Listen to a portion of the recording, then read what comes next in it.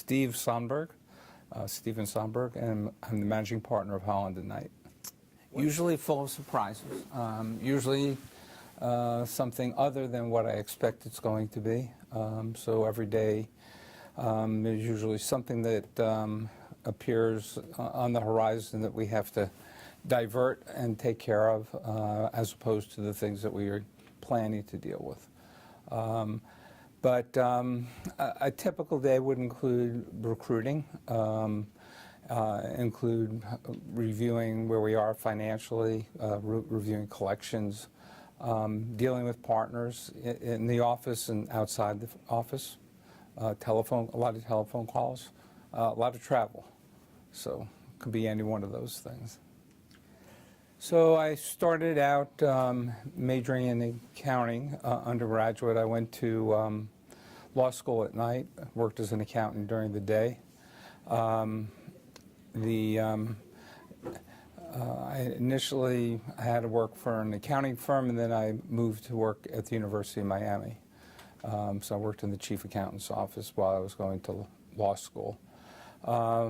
When I graduated from law school, I went to New York, got a master's degree, a Master of Laws degree in taxation from NYU.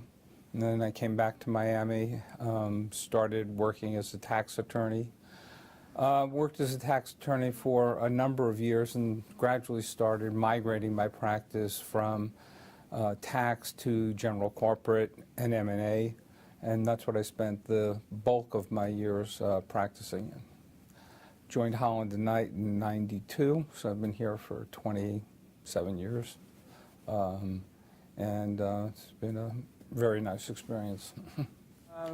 Not an individual. I think there's some changes we want to make organizationally in terms of our governance structure. We're going to be working on those for the next couple of years, and giving other people opportunities to get involved in management level work and see who kind of emerges and winds up being a person or people who are going to lead the firm forward. I think it will be much more of a group effort than just a single managing partner.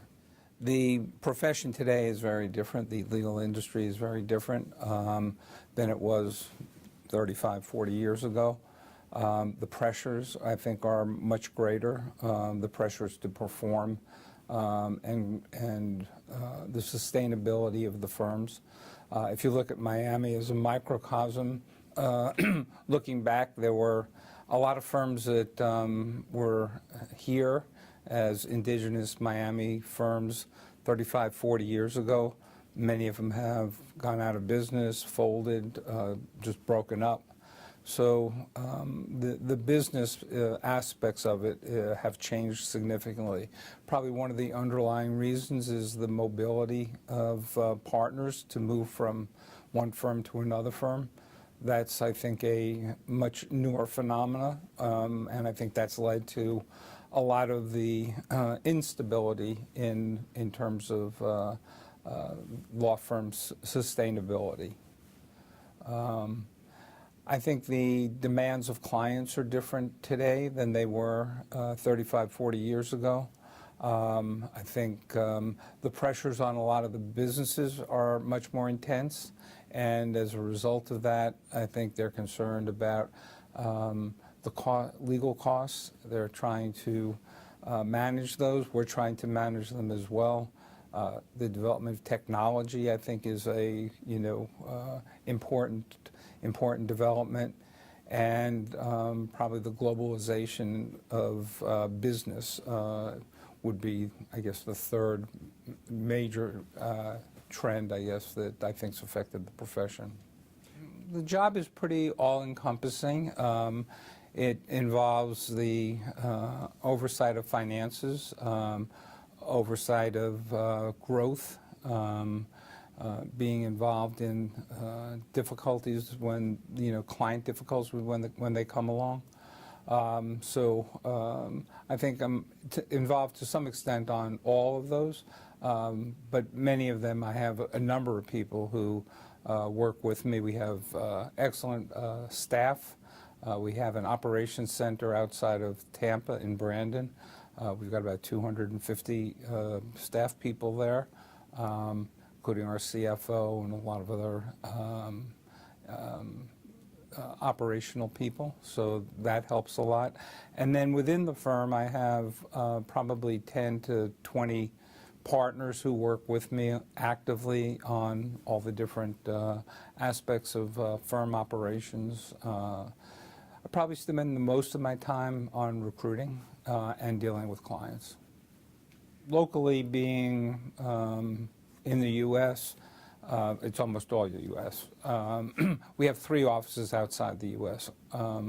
One is in London, which is really just a very limited focused office. There's only 15 people there, and they work exclusively in the aviation finance area.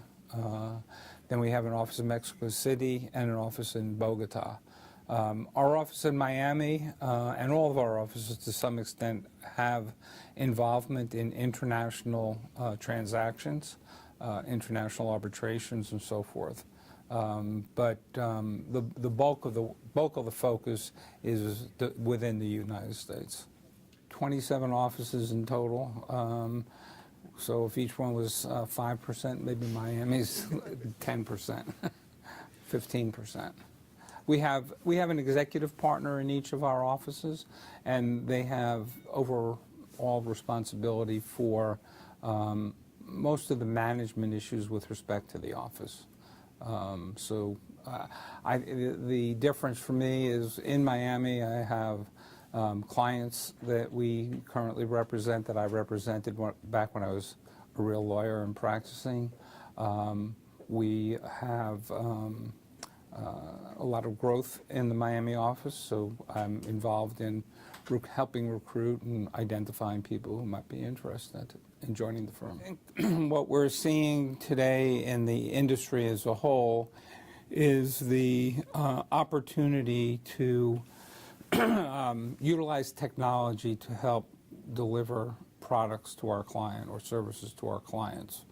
So whether it's a discovery issues where we're trying to digest a large volume of documents, or we're trying to do transactions for either banks or mergers and acquisitions, there are better ways to mechanize that and use technology to assist us in reducing the time factors that go into producing the services that the clients need. So I guess the rapid development of new technologies is providing a lot of opportunities for us to be able to do things more quickly than we used to be able to do them.